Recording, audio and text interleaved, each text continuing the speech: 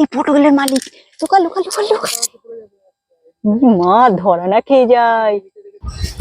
তো good morning সবাই, কেমন আছো? সকাল সকাল আজকে চলে যাচ্ছিলাম আমি আমার দিদির বাড়িতে।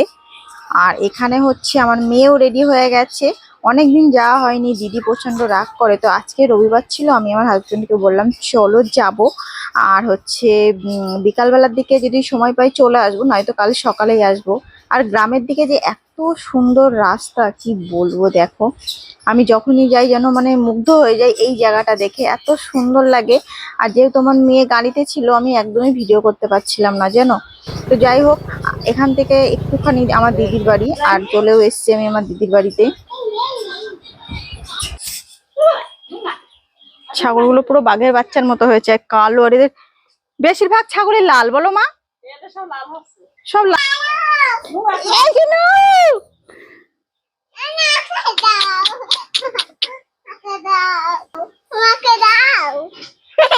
বলে না, তুমি বাড়ি নিয়ে যাবে? আদর করো। কোনটা নেবে?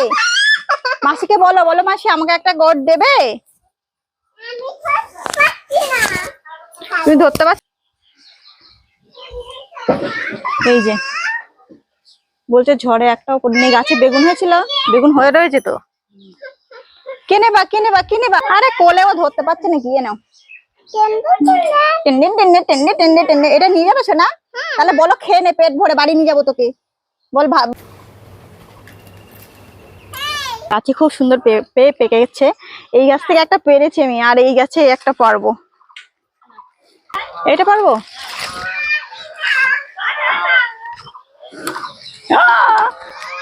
এই নিয়ে দুটো পেঁপে পারলাম। গাছের টাটকা পেঁপে খেতেও খুব সুন্দর লাগবে। এই যে এটা এই গাছের একটা, মানে দুটো দুই গাছের পেঁপে।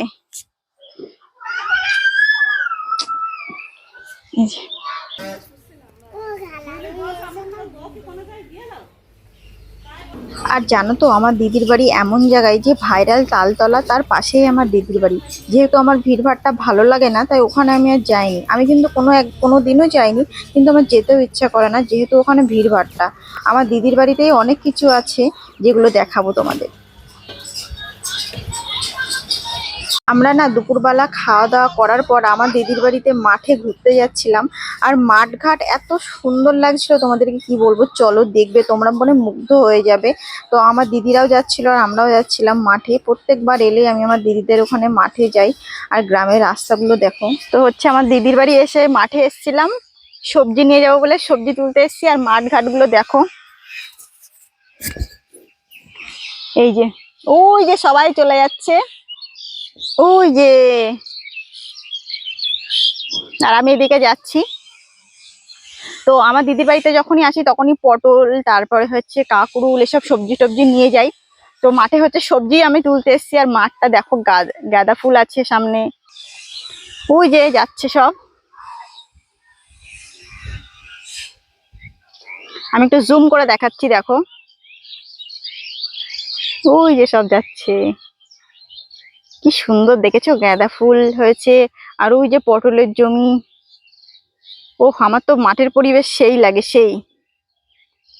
তো দেখো দিদির বাড়িতে এসে হচ্ছে মাঠে চলে এসেছি। মাঠে এসে এগুলো হচ্ছে পটল, পটল গাছ।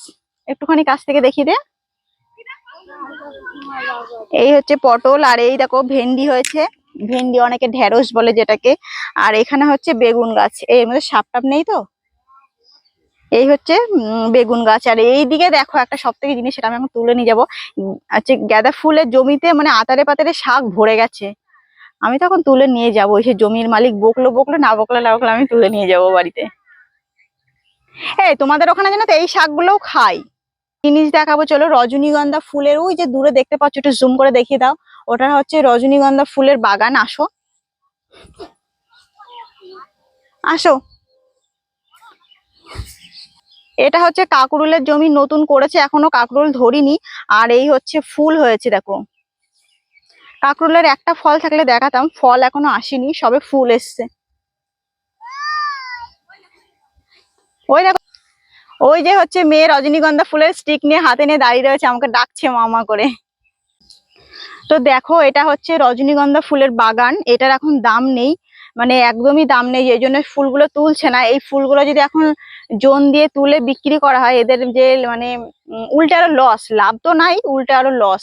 তো ফুলগুলো সব নষ্ট, মানে দেখো কিরম পড়েছে। এই যে রজনীগন্ধা ফুলের কত ভেঙে যাচ্ছে, কিন্তু মালিক কিছু বলছেই না, কারণ ফুলের দাম নেই। এই যে